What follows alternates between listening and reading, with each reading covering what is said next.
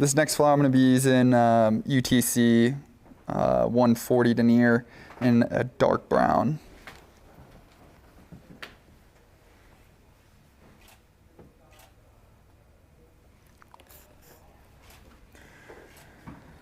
All right. So move this material. This next one's going to be stone that I've been messing around over COVID, giving it the COVID stone name. Probably temporary, but thought it was fitting, you know. So we're gonna go ahead. I got a Firehole 839 size 8. This is gonna be a bigger stone in the Vise, and I already got it loaded with a tungsten lucent bead and coffee. Really like this bead for this fly. Go ahead, I'm gonna slide that bead back and I'm gonna start my thread right behind the eye. Go ahead, cut my tag. I'm gonna be using a Baird Sexy Floss copper brown medium by MFC. Really like these legs for stone flies. If you've ever used any other leg material, you've probably found out some of the Sexy Floss can have big curls in it. And so this is probably the most consistent material I've had that keeps a straight profile, straight leg. Go ahead, I'm gonna half this over my thread. I'm gonna tie it in up top. Let it split. I'm gonna wrap one side up. I don't wanna wrap it all the way to the eye because I still want that leg to be kicked out. I wanna have some separation between those legs and not super close together.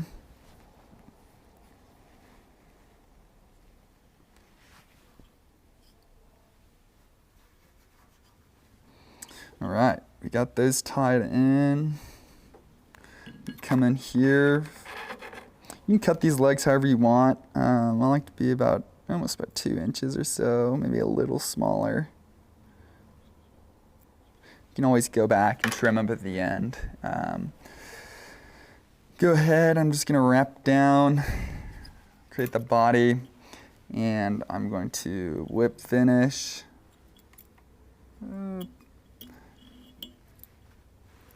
Doesn't have to be perfect. You can throw a half hitch in there. I'm going to slide my bead up over where those legs I just tied in at. And I'm going to attach my thread again, starting right behind that bead, and just tie all the way down the body. I'm actually going to go pretty far down to the beginning of that bend. Cut my tag.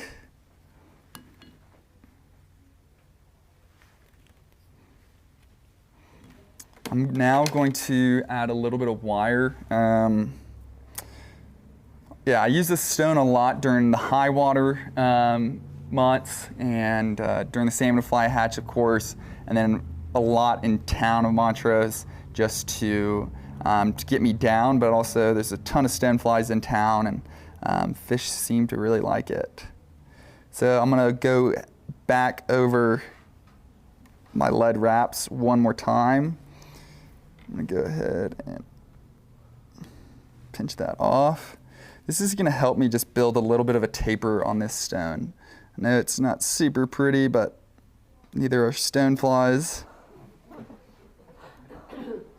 So we got that nice bulk of wire that's gonna help us get us down. And I also like to keep a little gap between my wire and my bead because I'm gonna be putting in a dubbing loop and don't want that dubbing loop to sit really high on top of my fly. I want it to slide down a little bit. So I'm gonna add in just a little dubbing ball at the bend of this hook to keep my legs kicked out. It's a little trick I've learned and watched.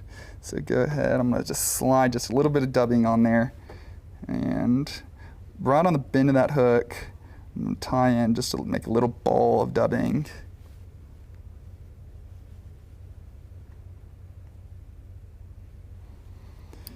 Go ahead. So I got that little ball, as you can see right here, and I'm going to tie in my legs. I'm gonna do the same thing that I did with the antennas on the top. Half it, wrap it, pull one to one side, the other. So we got that splayed out, and then you can tie it down to that dubbing loop, and that dubbing loop will keep those legs kicked out.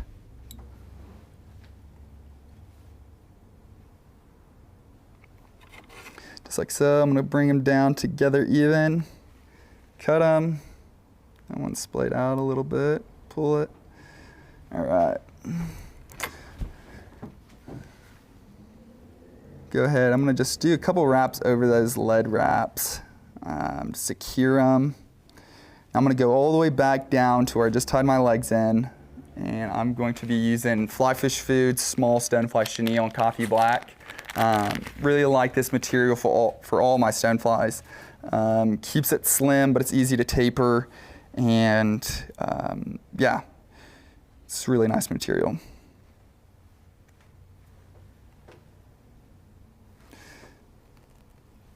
Go ahead and I'm just going to kind of pull the fibers off of the beginning of that chenille. So I'm just tying in kind of the yarn that's binding it all together.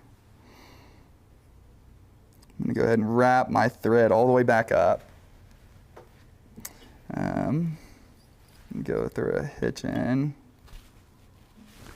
I'm going to pull my bobbin holder over, and I'm just going to use my rotary vise to wrap this body. So I'm just going to wrap it all the way up, cover over those lead wraps. We're going to start seeing a taper be built with that chenille over that lead wraps. Not a huge taper, just a little, kind of just a little bulk to it.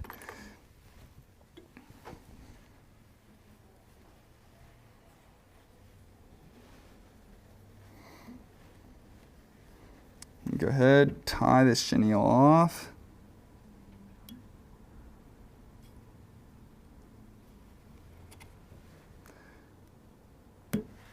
Cut it clean. That's good. I'm gonna go ahead and clean this up before I start my dubbing loop and before I tie my legs in. So I'm just gonna tie that in here. Throw some thread wraps behind that bead.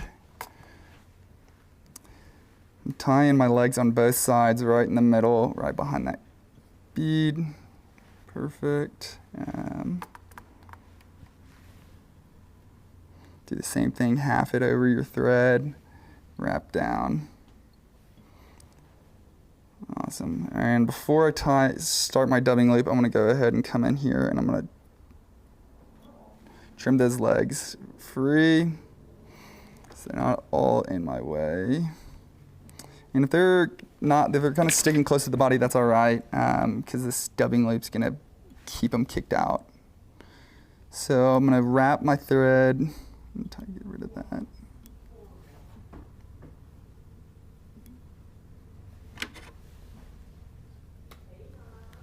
All right, I'm going to put my thread at the back where I ended that chenille, and I'm going to start my dubbing loop.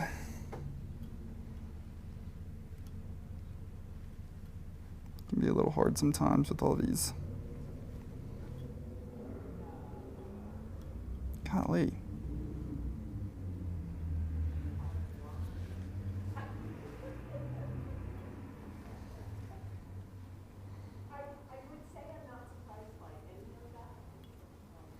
Good, do a couple wraps to get that dubbing loop. Now I'm going to throw my thread up behind that bead. Throw a half hitch in.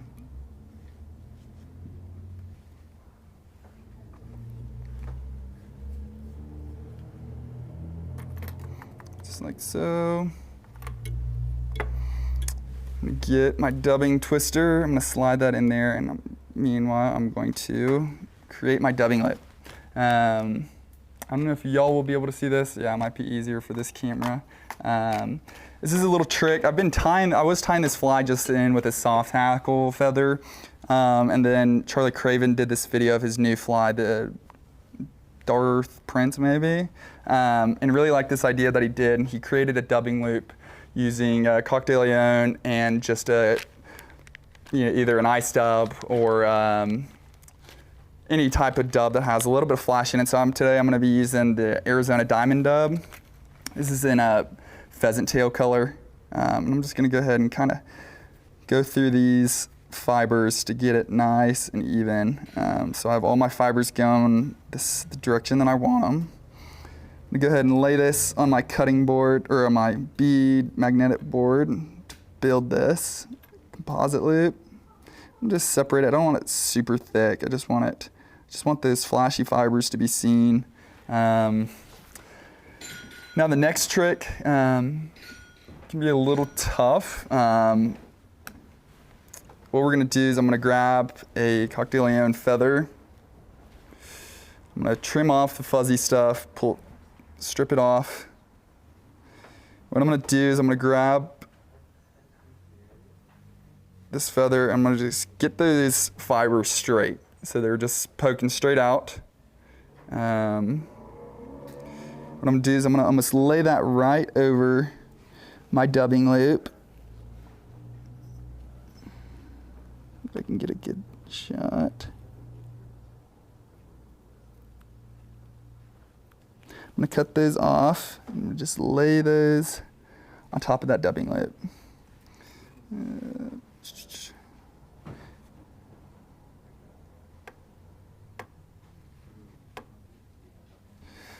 gonna do the same thing on the other side of this feather. I'm going to trim. Oh, make sure they're all going the same direction.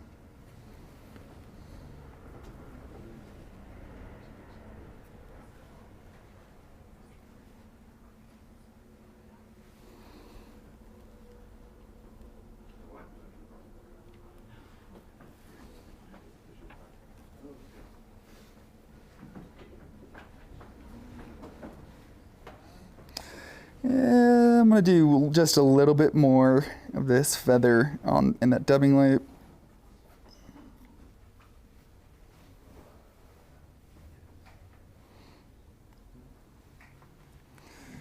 Alrighty, so I don't know if you can see this or not, but I have my dubbing on the bottom, and then I have this feather up top. So what I'm gonna do is, if you have a clip, that's nice, but if you just are real soft with it, you can hold that in your hand. I'm just gonna open that dubbing loop real big, and I'm gonna slide that in there. Now I'm gonna come on this back side. You don't have to, but I'm just gonna trim it a little bit, because we really just want that the tapered side of the feather to be pointing out.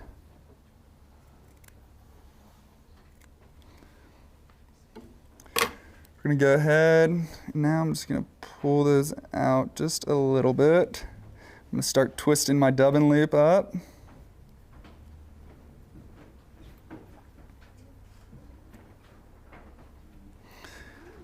Doesn't look like much, but we're gonna comb this out. We're gonna have a real buggy collar we're about to tie in.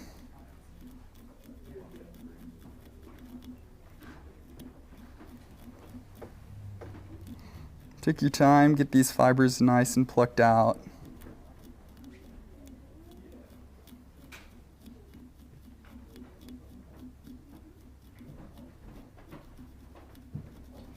I'm using a stone faux tool. It's kind of a combo tool. It has a small comb and a little piece of Velcro on the other side. Use the Velcro a lot. It just kind of plucks those fibers out of there.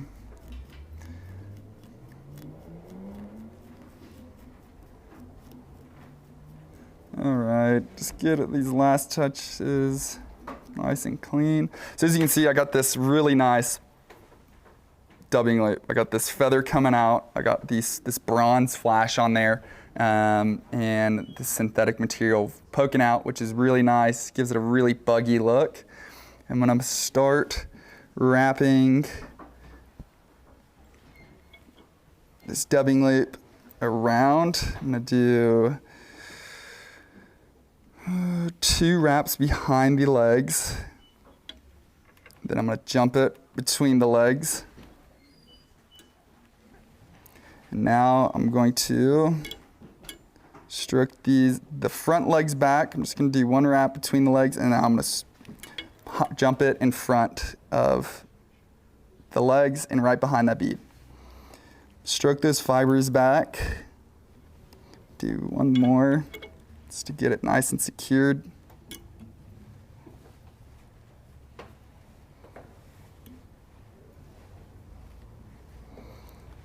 Get my thread in there.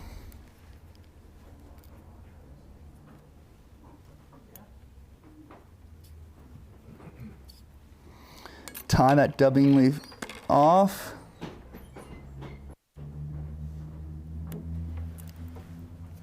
I'm gonna pull these legs so they're not both just straight back, so we got some movement in them. All right, looks good. I'm gonna go ahead, I'm gonna add just a little bit of UV thin. I'm just gonna add it just right on my thread. You can do Zap a Gap or whatever, just a little head cement almost. Right behind that bead, secure, lock everything in. I'm gonna grab my whip finish.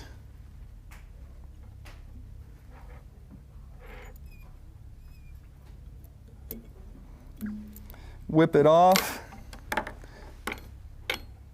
gonna come in, cut that thread, and then before we're done, I'm gonna hit that to cure that resin on there. It's really buggy right now. Stuff's going everywhere. Stuff's poking out. That's all right. We're gonna go in here and we are gonna brush it out really nice and get all those fibers kind of stroked back. Get anything trapped. That's when we wrap. Go back. I'm just gonna use this Velcro side and just really be pretty aggressive with it.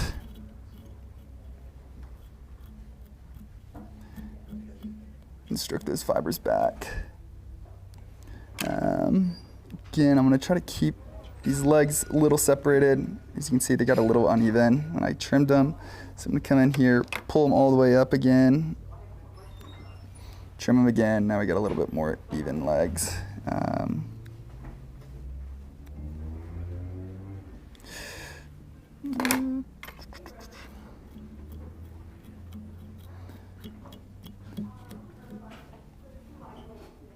All right, and yeah, you have a finished fly. You get your legs poking out. You got a nice buggy collar